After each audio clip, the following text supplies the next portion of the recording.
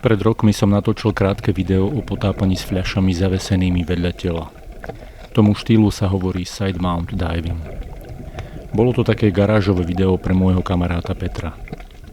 Stál som tam pred kamerou a rozprával o tom, ako som celý postroj poskladal zo súčiastok, ktoré sa povaľovali v dome.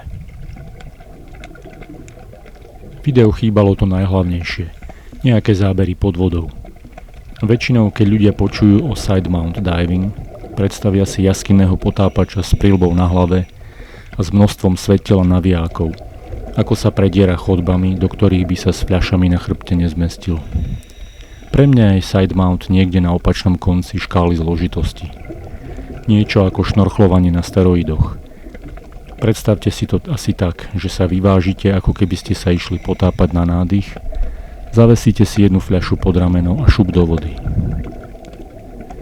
Nový postroj som vzal na testovanie ku Koziemu ostrovu. Medzi ostrovom a plážou je plitká voda, tak najviac 6 metrov. Pred plážou je okrem malého Kozieho ostrova už len otvorený oceán. To znamená, že podmienky sa často menia a dlhé ploché vlny dokážu potápanie v plytkej vode poriadne znepríjemniť. Už pri prvých ponoroch som zistil, že najväčším problémom je vstup do vody. Niektoré populárne videá ukazujú potápača, ako si k pokojnej vode prinesie fľaše, v plytkej vode si ich nasadí a pohodlne sa ponorí. Na oceánskej pláži to nie je také jednoduché. Nestačí len nasadiť plutvy. Najprv treba správne zavesiť fľašu, čo sa v neustálom príboji robí dosť ťažko. Ak má človek navyše v rukách fotoaparát alebo kameru, je o zábavu postarané. Pod vodou ma zaujímalo hlavne vyváženie a to, čomu sa hovorí trim. Keď má potápač len jednu fľašu na strane tela, vyzerá ako si nesúmerne. To by nevadilo, ak tá jedna fľaša nerobí iné problémy. Vieme, že plná hliníková fľaša vo vode pomaly klesá, ale prázdna pláva. Ak si ju zavesím nabok, bude ma pretáčať najprv na jednu a potom na druhú stranu? Pocitovo som nezaznamenal nič také. Keďže fyzika nepustí, zmena v tlaku fľaše počas ponoru určite menila rovnováhu môjho tela v pozdĺžnej osi. Predpokladám, že tie zmeny boli také malé, že som ich podvedome kompenzoval bez toho, aby som si ich uvedomil. Navyše som si vymyslel posuvný D-krúžok, ktorý umožňuje upravovať zavesenie fľaše aj počas ponoru. Na záberoch si môžete všimnúť, že duša, ktorú som použil, nemá klasický inflátor. Začal som totiž podobne ako priekopníci side mount potápania.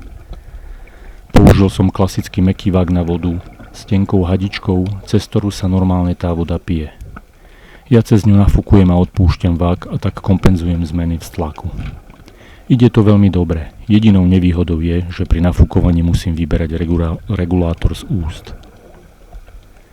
Ako som vysvetlil v tom starom videu, väčšinu súčiastok na postroj som našiel v garáži.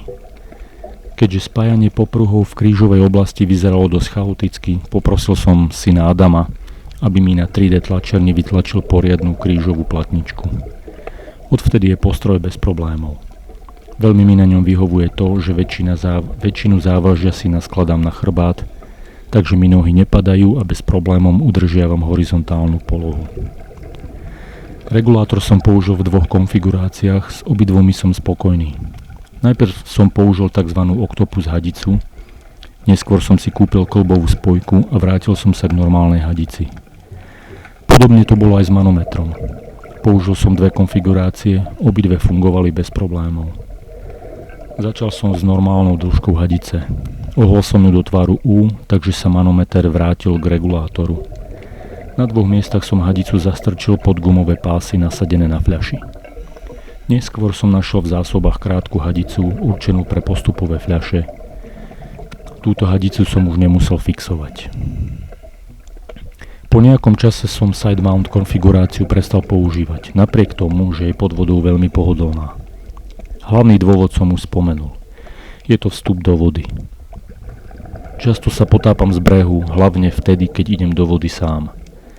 Takmer vždy nesiem so sebou ťažký fotoaparát a často tu máme príboj.